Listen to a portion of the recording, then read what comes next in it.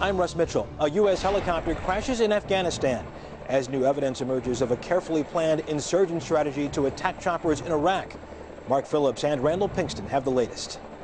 More cancellations for embattled JetBlue. Michelle Miller reports on the airline's effort to restore its tarnished image. It's Mardi Gras season in New Orleans, a make-or-break time for businesses there. Tracy Smith talks to merchants still struggling long after Katrina. And a poignant discovery in the case of Anne Frank. Anthony Mason shows us the letters that almost helped her escape the Holocaust.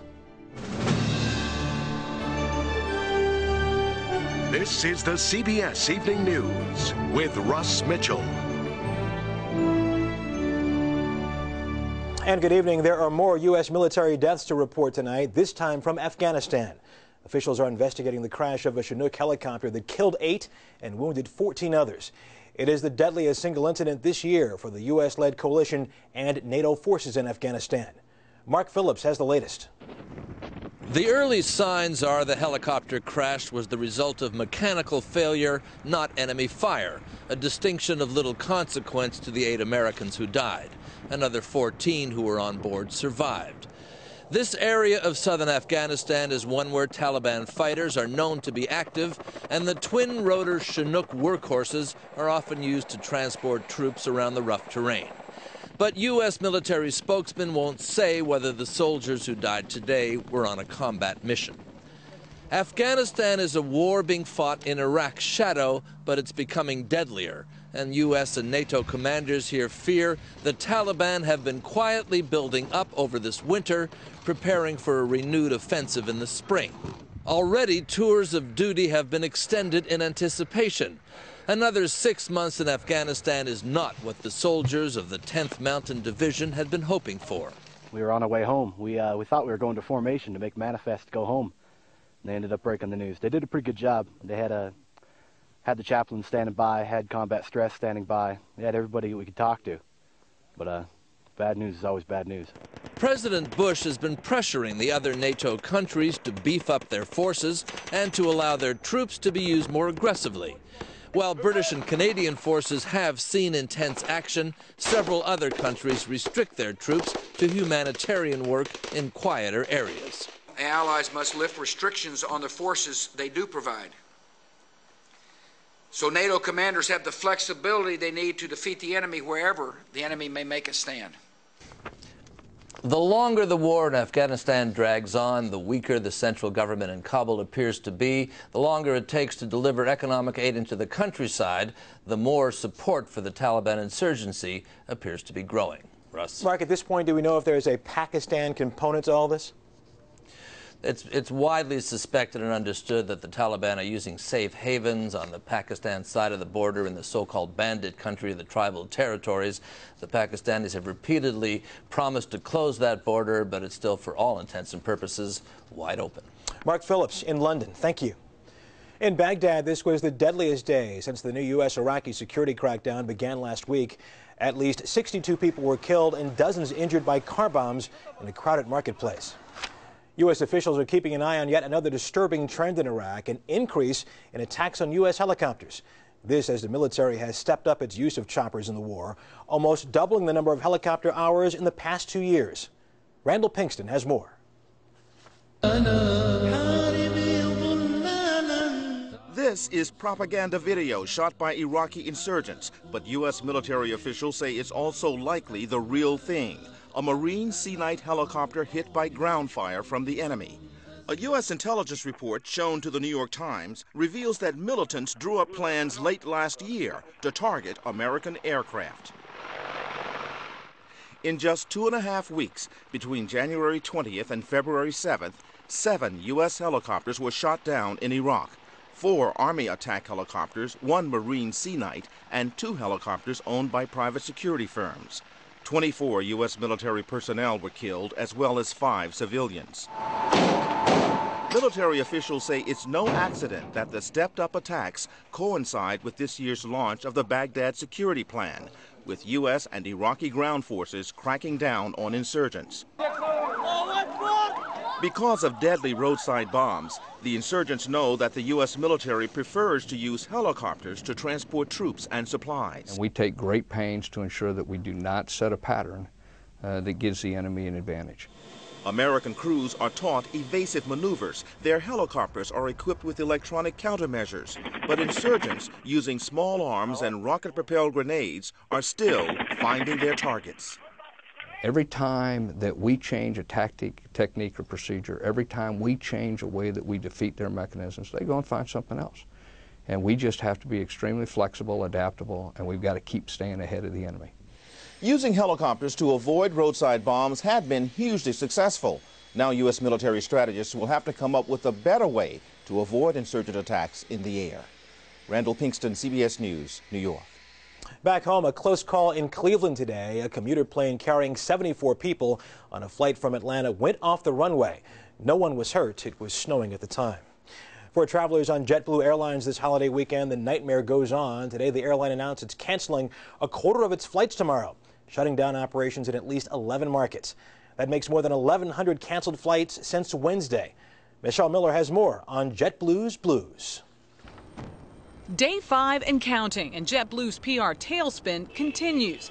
They've yet to recover from Wednesday's storm-induced fiasco, which forced hundreds of flight cancellations and delays and left some passengers stranded on planes for hours. It was horrible.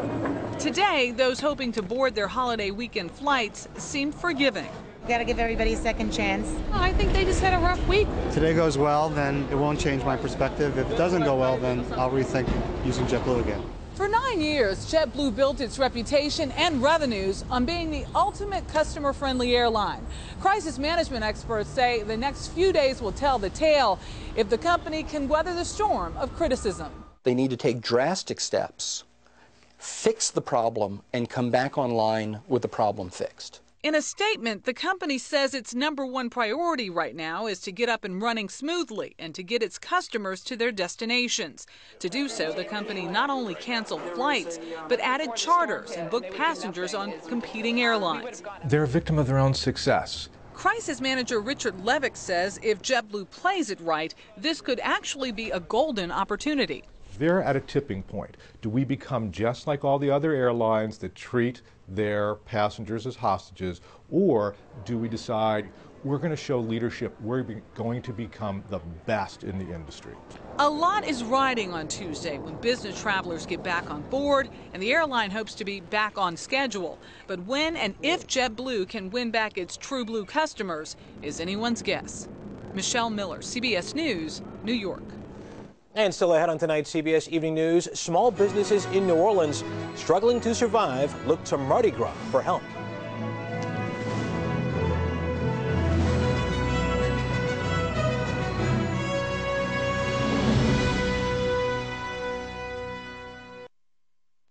More parades snake through New Orleans today and the second Mardi Gras celebration since Katrina. More revelers are expected than last year, but for the city's small businesses, it might not be enough. Tracy Smith is there.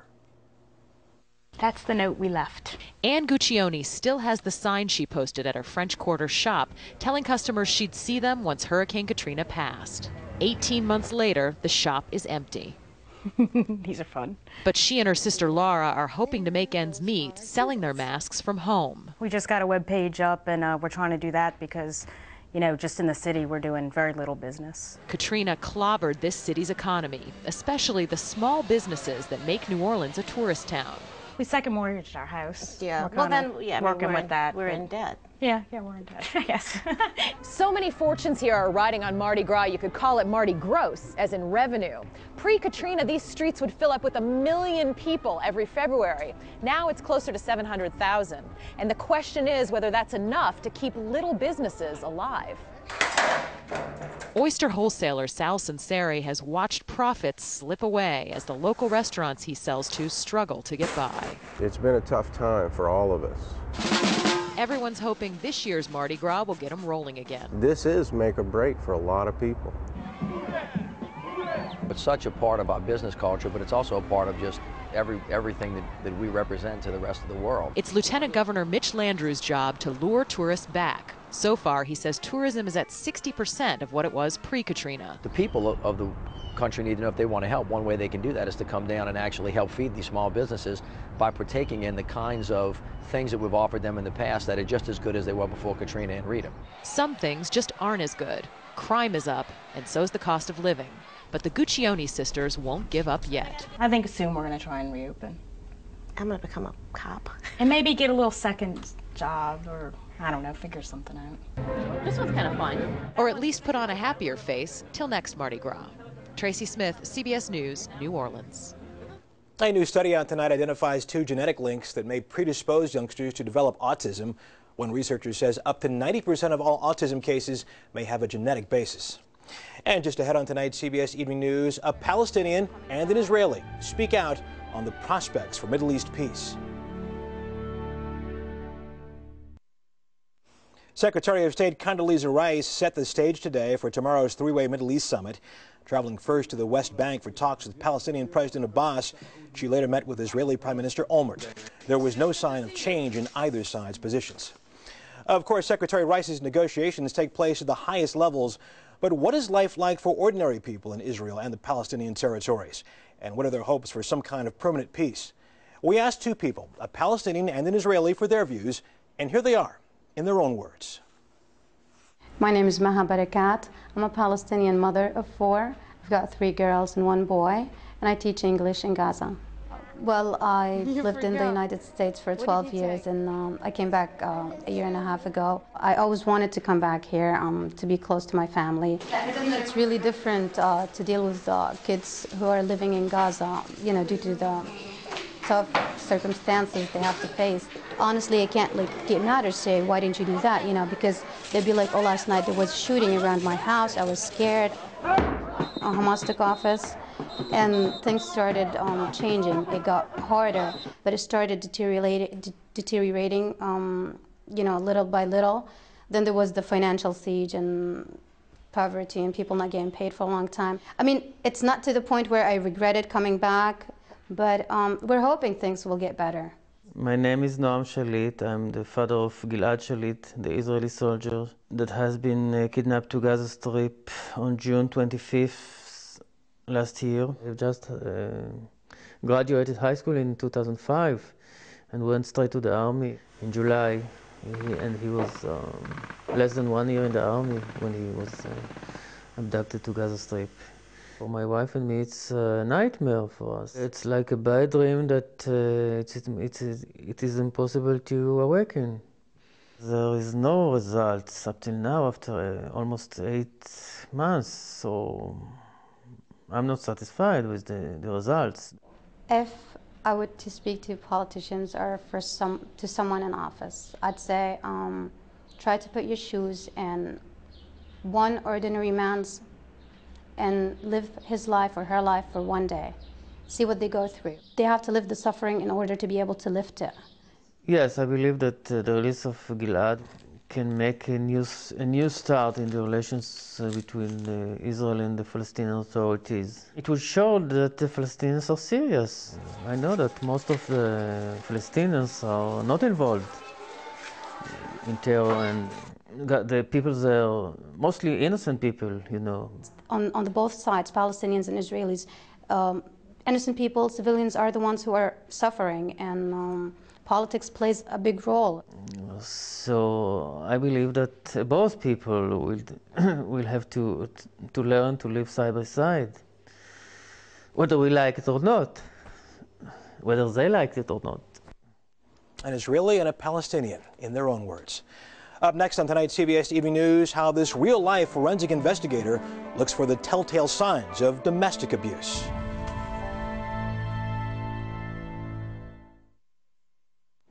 When authorities are investigating murders, they turn to forensic specialists for their expertise in bullet wounds or blood trails. But there are a few experts who find crime evidence on the living without ever meeting them. Erin Moriarty of CBS News 48 Hours ran across one of these specialists while covering a murder case, and here's what she found. There are times when Connie Mitchell never meets her patients.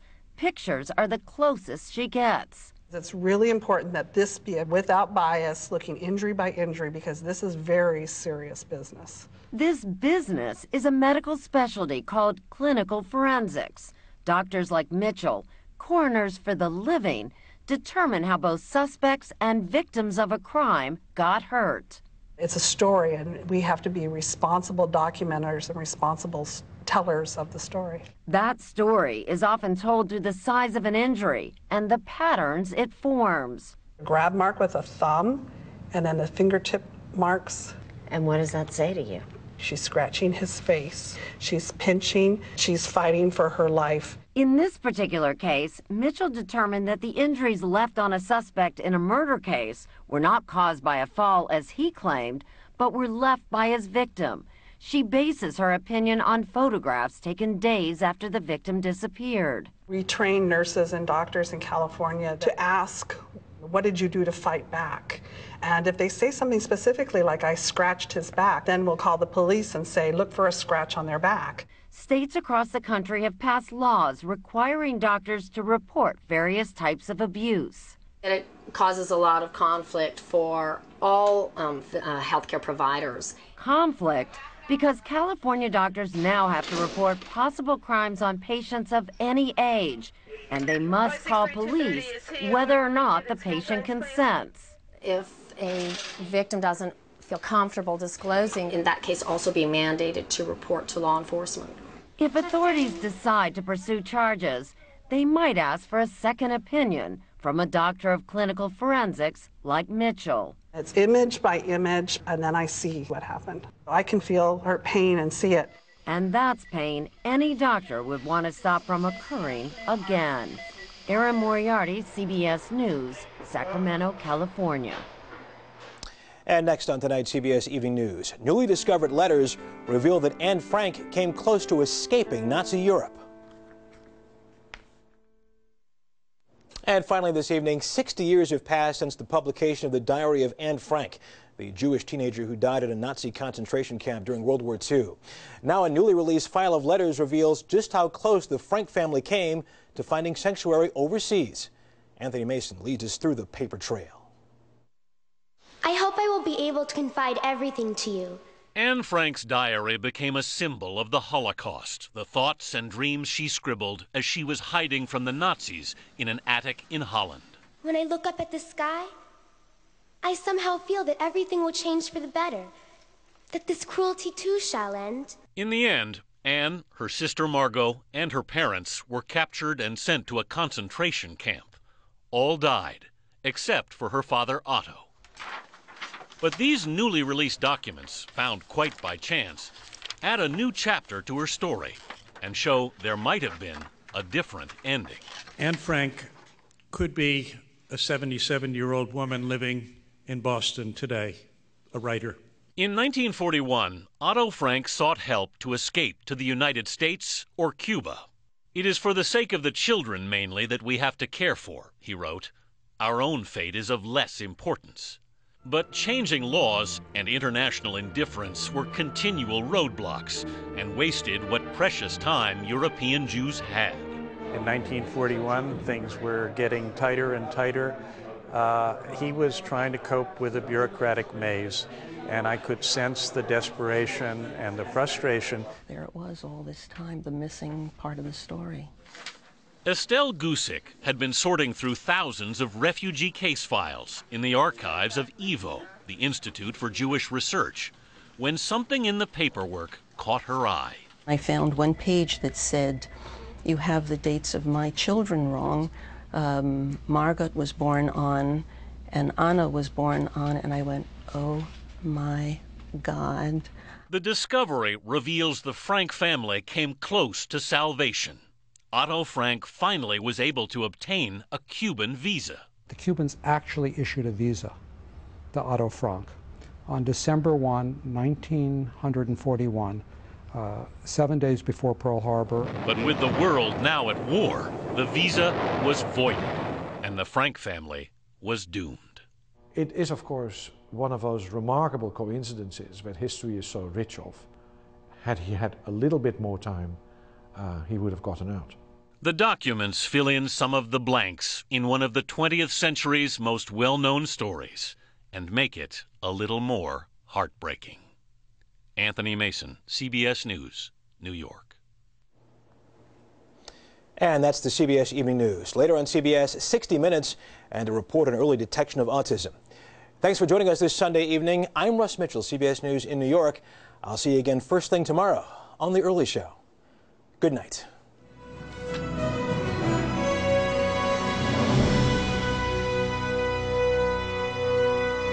CBS News. See it now, anytime, anywhere.